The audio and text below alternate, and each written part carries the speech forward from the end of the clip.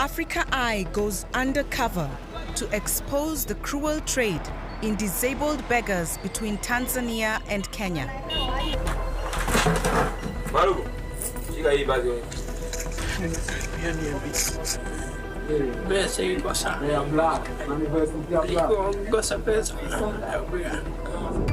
We show how mothers are tricked into giving up their own children. Mama, unaweza taka tena arudi?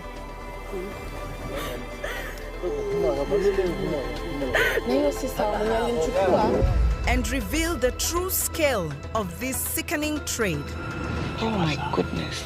2, 3, 4. So far we've counted more than 10 that have come out of this building. We go inside the trafficker's den to expose its darkest secrets.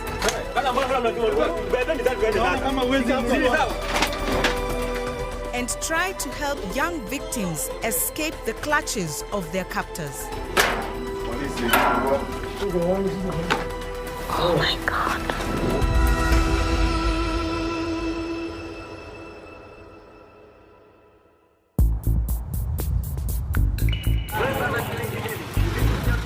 My name is Njeri Mwangi. I'm an investigative reporter from Nairobi, Kenya. For over a year, I've been investigating horrific crimes against some of our most vulnerable young people. As I travel through the streets of Nairobi, I often notice large numbers of disabled kids begging.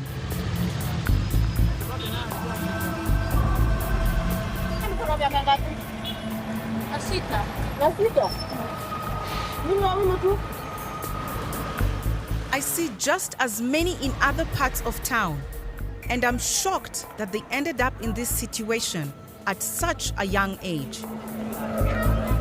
The same scene is played out in towns and cities across Kenya, and every year their numbers seem to grow.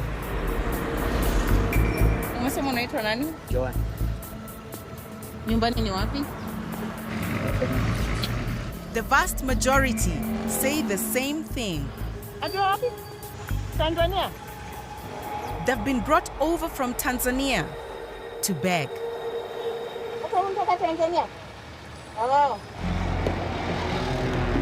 I soon realized that many of them are being watched.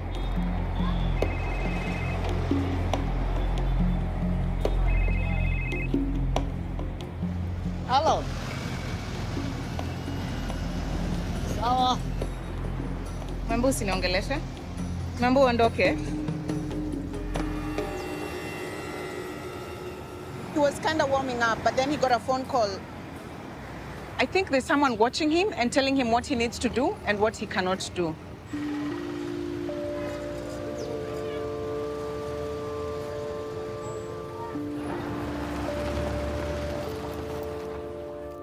I met dozens of beggars during my investigation, but the story of one affected me more than any other. His name is Farah, and as I was to discover, he has been enslaved by traffickers for nearly half of his young life. Sasa. Sambusalimia tena.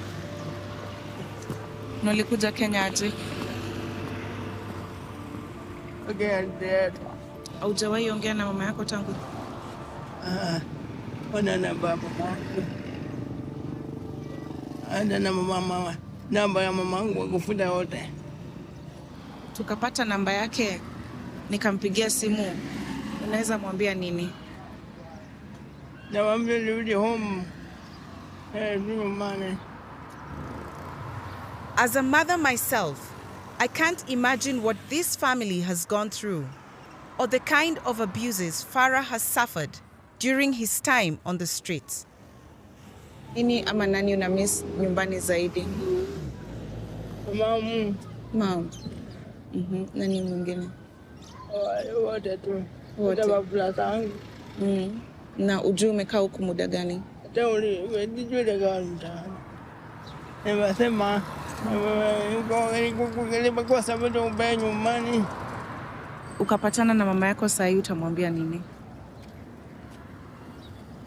Nawaambia tu nilikaa Kenya. Ikawa sababu ulipaya nyumbani. Hiyo tu ndio maombi yangu, ya kwamba siku moja utarudi nyumbani uone mama yako. Sawa. Mimi nataka kukusaidia.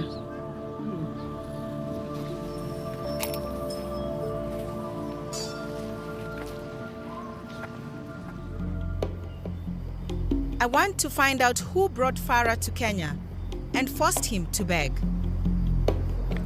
One evening, we follow him back to a shack in a poor neighborhood of the city, Kariobangi. I recruit an investigator to go undercover and find out who is holding Farah and how he's being treated.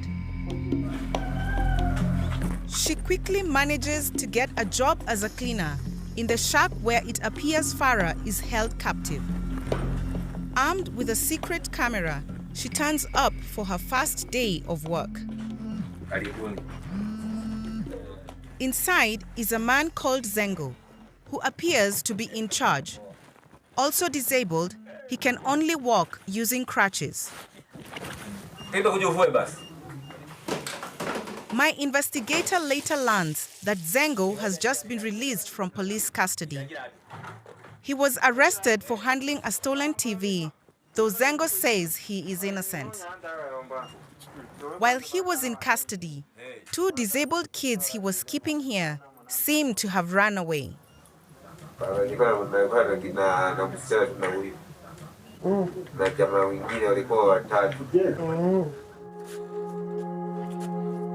But Farah, paralyzed from the waist down, was unable to escape.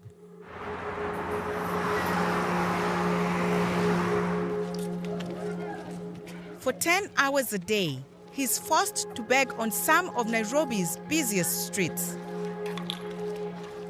Watched closely every step of the way by one of Zengo's men.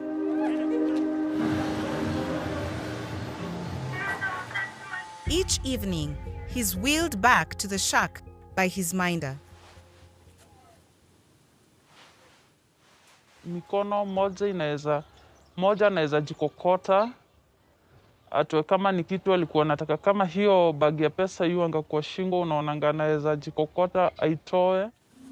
As soon as Farah is delivered, the money he's collected is taken and handed over to Zengo. Everyone gets a cut.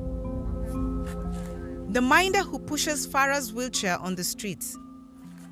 Even our investigator is paid for her cleaning fees.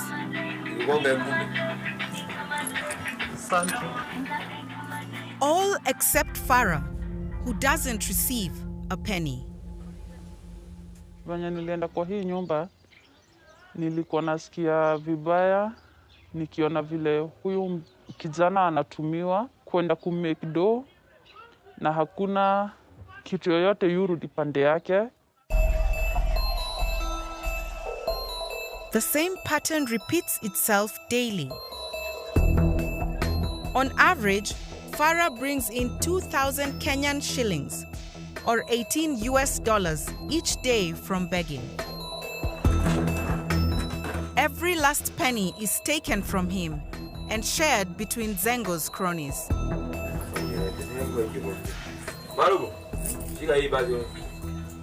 All Farah receives is a single basic meal each day. It's clear that Farah is being exploited terribly.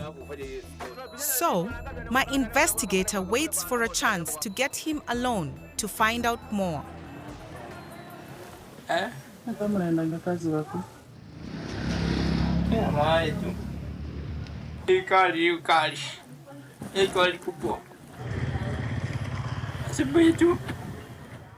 Na saa zenye kuna mvua mkienda mnasimamanga mahali usinyeshewe? Unanyeshewa? Hivyo tu unyeshewa hapo. Na ukigonjeka unapeleka kwa hospitali? But how did